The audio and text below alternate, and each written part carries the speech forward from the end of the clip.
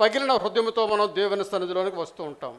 మన అవసరాన్ని బట్టి, మన అక్కర్లను బట్టి దేవుని సన్నిధిలోకి మనం వచ్చేవారుగా ఉంటాం. అయితే అనేక సార్లు దేవుడు మన ప్రార్థన ఆలకిస్తూ ఉంటాడు.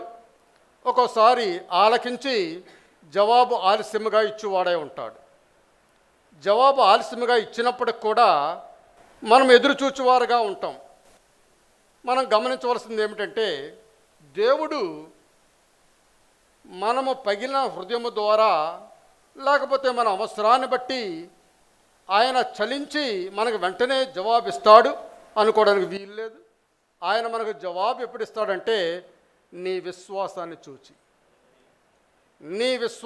చూచి ఆయన జవాబిచ్చేవాడై ఉంటాడు.